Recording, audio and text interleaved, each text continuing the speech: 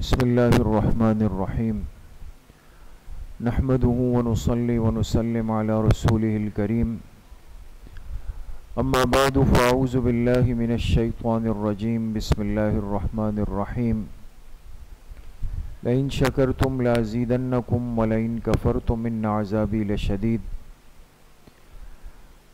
وقال رسول اللہ صلی اللہ علیہ وسلم من احیا لیلتی العید لم یمت قلبہ صدق اللہ وصدق رسولہ النبی الکریم اللہم صل علی سیدنا و مولانا محمد وعلی آل سیدنا و مولانا محمد وبارک وسلم۔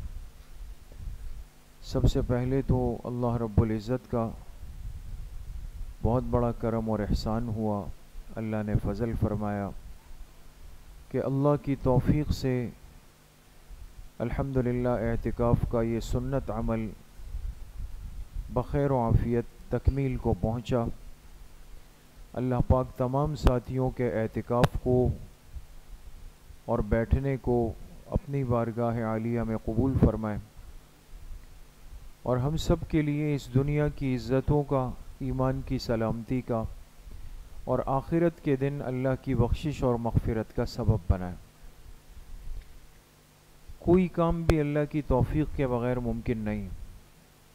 اللہ کی چاہت اور منشا ہوتی ہے تو بندہ نیکی کی طرف آ سکتا ہے، اللہ کی رضامندی ہوتی ہے تو بندہ ہمت کر لیتا ہے، اللہ پاک کی توفیق اور مدد شامل حال ہوتی ہے تو اعمال تکمیل کو پہنچتے ہیں۔ تو ہمیں سب سے پہلے تو اس نعمت پر اللہ پاک کا شکر ادا کرنا چاہیے کہ اللہ نے یہ توفیق بخشی، موقع دیا، اور آج الحمدللہ یہ عمل عافیت کے ساتھ مکمل ہو گیا۔ دوسری بات یہ ہے کہ تھوڑے دنوں کے اس ماحول سے، مسجد کی صحبت سے، ان مجالس سے، معمولات سے ہر ساتھی نے خود یہ محسوس کیا کہ اعمال کی رغبت اور شوق پیدا ہوا۔ فرض نماز با جماعت تکبیر اولیٰ کا اہتمام ہوا، تلاوت کا، تسبیحات کا کم ہوا لیکن ضرور ہوا، اور بہت سارے گناہوں سے اللہ نے حفاظت فرمائی۔ تو اگر بندہ ایک 9-10 دن مسجد کو دے دے اور اتنی ساری خیریں جمع ہو سکتی ہے، تو اگر ہم اپنی مابقیہ ساری زندگی اللہ کے گھر کے ساتھ جڑنے کی ہمت اور نیت کر لیں کہ جتنی زندگی باقی ہے اللہ کے علم میں ہے، لیکن ہم اس کو اللہ کے گھر سے جڑ کر اور اس ماحول کے ساتھ رہ کر گزاریں گے، آپ بتائیں تو اس کا کتنا بڑا روحانی اور ایمانی فائدہ ہم سب کو پہنچے گا۔ اس لیے آج اس مجلس میں ہر ساتھی نیت کر کے اٹھے کہ یہ اعتکاف ہمارے لیے ساری زندگی اللہ کے گھر اور مسجد اور اعمال اور عبادات اور نیک حلقوں سے تعلق اور نسبت کا ذریعہ بن جائے۔ تیسری اہم بات یہ ہے کہ ان کچھ دنوں میں کچھ نہ کچھ مذاکرہ، سیکھنا سکھانا چلتا رہا۔ ظاہر سی بات ہے کہ 8-9 دن میں انسان کتنا سیکھے گا اور کیا کچھ سیکھے گا، پھر بھی الحمدللہ مجلس ہوتی رہی، حلقہ لگتا رہا، تو یہ احساس یقیناً ہوگا ہر ایک ساتھی کو کہ دین کی بنیادی اور ضروری چیزوں کا علم کتنا ضروری۔ اگر آج دین کی ضروریات کا علم نہیں ہے تو ہم بہت بڑے خسارے کے اندر ہیں۔ نہ انسان کو اس کی طہارت کا علم ہے کہ میں پاک ہوں یا ناپاک ہوں، نہ انسان کو نماز کے موٹے بنیادی اور ضروری مسائل کا علم ہے، اور نہ انسان حلال اور حرام میں تمیز کر سکتا۔ اس لیے میرے دوستوں بزرگوں، یہ درخواست سب ساتھیوں سے ہوگی کہ ہم دین کے ضروری علم کو اپنی سہولت کے بقدر، یہ نہیں کہا جا سکتا کہ ہم ساری چیزیں چھوڑ دیں، سارے کام دنیا کے کرنے ہیں، وہ ایک ضرورت اور مجبوری کا درجہ ہے، لیکن دن میں آدھا گھنٹہ ہر ساتھی ایسا ہو کہ جو دین کو سیکھنے کے لیے وقف کرے کہ بھئی میں دین سیکھوں گا، میں قرآن کا اتنا حصہ کم از کم صحیح کر لوں کہ میری نماز صحیح ہو جائے، نماز کے فرائض، نماز کے واجبات، نماز کی سنتیں، وضو کے فرائض، وضو کی سنتیں، غسل کے فرائض، غسل کی سنتیں، یہ وہ بنیادی چیزیں ہیں جس کے بغیر ایک مومن چل ہی نہیں سکتا. آج اگر یہی ہمیں نہیں پتا تو آگے کا کیا قصہ ہوگا. تو اس لیے مزید زندگی کو ضائع کرنے کے بجائے انسان اپنی زندگی کا رخ اب درست کرے، تبدیل کرے، اور اس کے لیے ہمت کرے، تھوڑا سا وقت فارغ کرے. اسی طریقے سے ایک اہم بات یہ ہے کہ ہم جب یہاں ایک ساتھ بیٹھتے ہیں تو انسان کی ایک فطرت ہے کہ یہ جہاں بھی ایک ساتھ بیٹھ جائے تو برتن کی طرح آپس میں ٹکرانے میں آواز تو آتی ہے، کھٹ پٹ ہو جاتی ہے. تو خدا نخواستہ ایسا نہیں ہے، ماشاءاللہ سب ساتھی سنجیدہ تھے، سنجیدہ ہے، سمجھدار ہیں. نوجوان ساتھیوں نے بھی ماشاءاللہ خدمت کی، ہمت کی، ہر وقت بیدار کھڑے رہے، سب چیزیں ہیں. لیکن بہرحال انسان ہے، ہو سکتا ہے کسی کے فعل سے کسی دوسرے معتکف کو تکلیف ہوئی ہو. مجھے نیند نہیں آ رہی ہو، میں نے لائٹ جلائی ہو، باقی ساتھیوں نے یہ دیکھ کر کے یار چلے انہوں نے جلائی، اب ہم کیا بولیں ان کو، برداشت کر لیتے ہیں بعض دفعہ. تو کبھی ہمیں آواز سے کسی کو تکلیف ہو گئی، کبھی لائٹ جلانے سے تکلیف ہو گئی، کبھی باتوں سے تکلیف ہو گئی. تو بعض دفعہ انسان دل کے اندر کوئی بات بٹھا دیتا ہے، تو ایسا بالکل نہیں ہوگا. دل میں کوئی کسی ساتھی سے نہ ناراض ہوگا، نہ اس کے لیے کوئی خیال لائے گا، بلکہ سب برضا و خوشی اور ایک دوسرے کو معاف کرتے ہوئے یہاں سے جائیں. اور یہ صرف اس مجلس کی نہیں، 27ویں شب کو بھی عرض کیا، 25ویں شب کو بھی عرض کیا کہ ایک مسلمان کو اتنی ہمت اور حوصلہ اپنے اندر رکھنا چاہیے کہ یہ اپنے قصوروار اور مجرم کو معاف کر سکے، یہ سوچ کر کہ میں اللہ کا کتنا بڑا قصوروار ہوں لیکن اللہ نے ہمیشہ مجھے معاف کیا. اپنے اندر یہ ہمت حوصلہ آج پیدا کرنے کی ضرورت ہے. مزید ناراضگیوں کے ساتھ، تنگ ظرفی کے ساتھ، تنگ دلی کے ساتھ زندگی گزارنا یہ ایک لایعنی زندگی ہے. لہذا ایسا بالکل نہیں ہو. آج کی رات ہے، کل عید کا دن ہے، صلہ رحمی کا دن ہے، غمخواری کا دن ہے، مواسات کا دن ہے، ایک دوسرے سے میل ملاقات کا دن ہے. وہ رشتہ دار، وہ رشتے، وہ تعلقات، وہ دوستیاں جو کچھ عرصے سے منقطع ہو چکی ہے اور ہم ایک دوسرے سے ناراض ہیں، اپنے اس اعتکاف کو بامقصد بنانے کے لیے ساتھی ہمت کریں، نیت کریں، اور کل جا کر ان سارے رشتوں سے ملاقات کر کے ہم ان کو راضی کریں گے انشاءاللہ، اور دل سے راضی کریں. اسی طریقے سے ایک اہم بات یہ ہے کہ ہمیشہ یہ بات عرض کرتے ہیں، مفتی صاحب رحمۃ اللہ علیہ کا ایک خاص مزاج اور انداز تھا کہ جوڑ باقی رکھا جائے. ایسا نہ ہو کہ بھئی آج ملاقات پھر اگلی 20 رمضان کو ملاقات. الحمدللہ معتکفین ساتھی جاتے ہیں، مہینے بھر میں ملاقات ہو جاتی ہے، کبھی دیر سویر، لیکن بڑی خوشی ہوتی ہے معتکف ساتھیوں سے مل کر. تو بھئی آپس کا یہ ربط ہم تھوڑا سا برقرار رکھیں، ٹھیک ہے نا، انقطاع بالکل نہ ہو.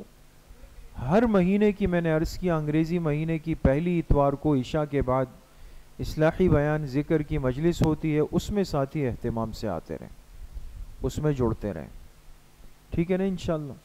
معمولات کا پرچہ آپ کے پاس ہے، ختم خواجگان کے کارڈ آپ کے پاس ہیں، صلاۃ التسبیح کا طریقہ آپ کے پاس ہوگا، اس کو محفوظ کر کے لے جائیں گے اور روزانہ کی بنیاد پر ہمت کریں گے کہ یہ معمولات ہم کرتے رہیں گے.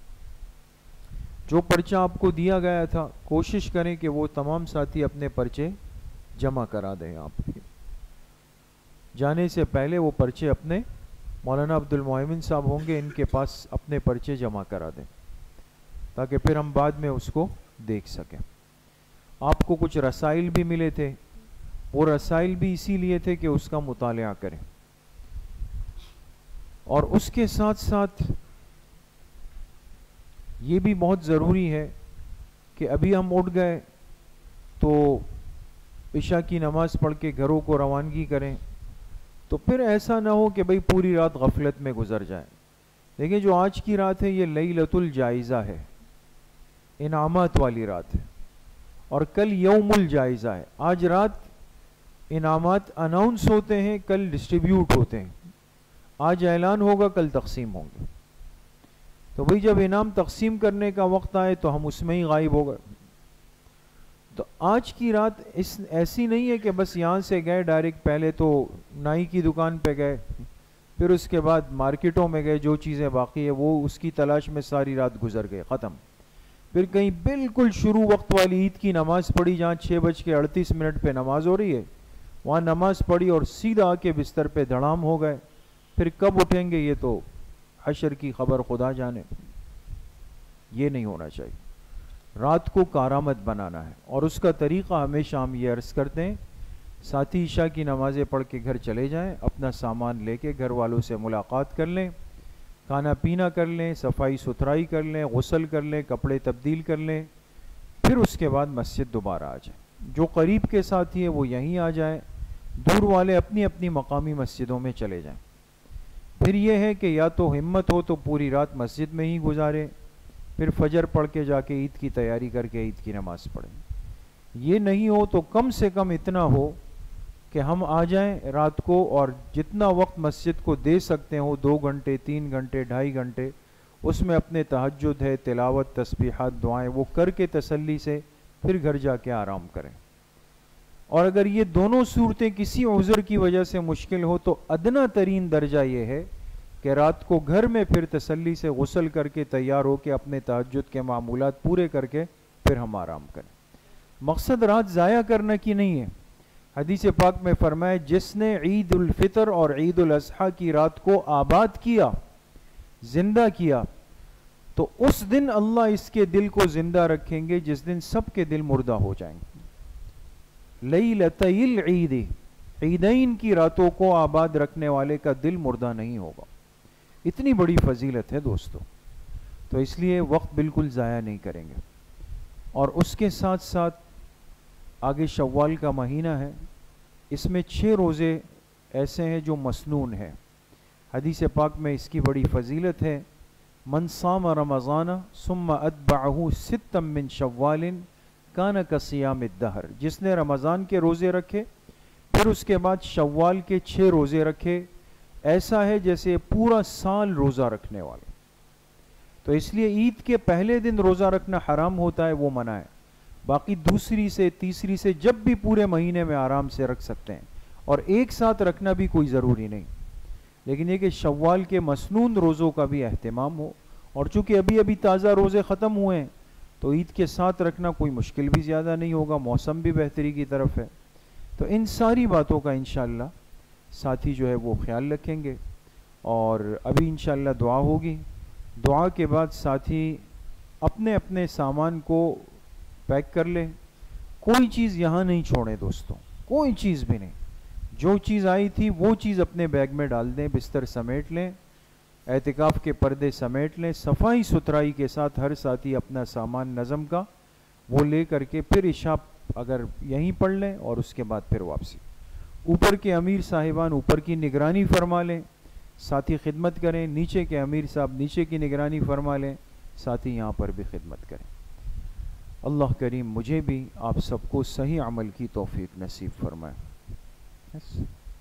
الحمدللہ رب العالمین والصلاة والسلام علی سید الانبیاء والمرسلین سیدنا و مولانا محمد وآلہ وصحبہ اجمعین. یا اللہ یا ارحم الراحمین یا اکرم الاکرمین، تمام ساتھیوں کے اعتکاف میں بیٹھنے کو اپنی بارگاہ میں قبول و منظور فرما.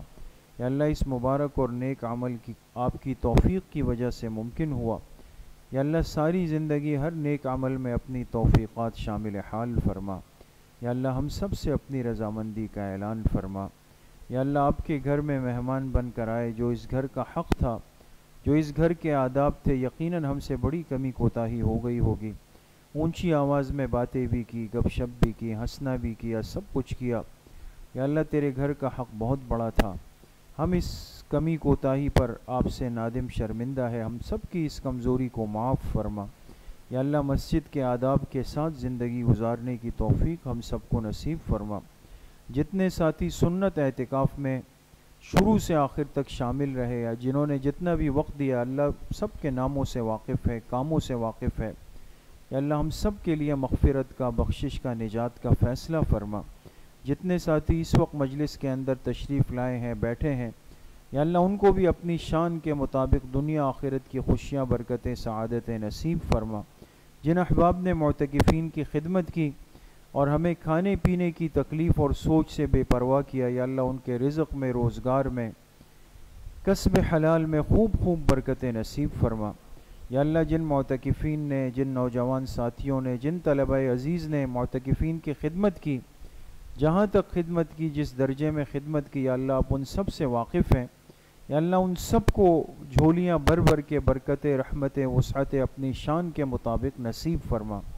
اور یا اللہ اس پورے مہینے میں ہمارے ویلفیئر فاؤنڈیشن میں ساتھیوں نے جو خدمت کی، بڑی طویل خدمت کی، روزانہ روزہ داروں کو افطاری کا سامان پہنچانا، پھر رات کو مستحقین کو راشن کا سامان پہنچانا، اور بڑی محنت اور قربانی سے راتوں کو جاگ جاگ کر دور دور جگہوں تک یہ ساری محنت کی جو ہمارے علم میں ہے، ہمارے سامنے ہے۔ یا اللہ آپ یقیناً ان سب سے واقف ہیں، ان کی خدمتوں سے واقف ہے۔ یہ کام صرف آپ کی رضا کے لیے ہوا، اس میں دنیا کی نہ کوئی غرض تھی، نہ کوئی مقصد تھا۔ یا اللہ جتنے ساتھیوں نے، جن اساتذہ نے اس میں خدمت کی، اپنا حصہ ڈالا، آپ سب کے ناموں سے واقف ہے۔ سب کو یا اللہ اس کا بہترین اجر اس جہاں میں بھی، اس جہاں میں بھی اپنی شان کے مطابق نصیب فرما۔ ساری زندگی یا اللہ خدمت والی زندگی گزارنے کی توفیق نصیب فرما۔ ادب آداب والی زندگی سے ہم سب کو یا اللہ سرفراز فرما۔ تمام مرحومین کی کامل و مکمل مغفرت فرما۔ خصوص ہمارے حضرت مفتی صاحب نور اللہ مرقدہ کی قبر کو یا اللہ جنت کا باغیچہ فرما۔ کل امت مسلمہ کے مرحومین کی مغفرت فرما۔ تمام بیماروں کو شفائے کامل عاجل مستمر نصیب فرما۔ ہم سب کا خاتمہ بالایمان و بالخیر نصیب فرما۔ قبلہ اول مسجد اقصی کے مظلوم مسلمانوں کی یا اللہ مدد و نصرت فرما۔ ہماری دعاؤں کو اپنے فضل و کرم سے، فضل و رحمت سے اپنی بارگاہ میں قبول و منظور فرما۔ وصلی اللہ وسلم علی نبینا محمد وآلہ وصحبہ اجمعین۔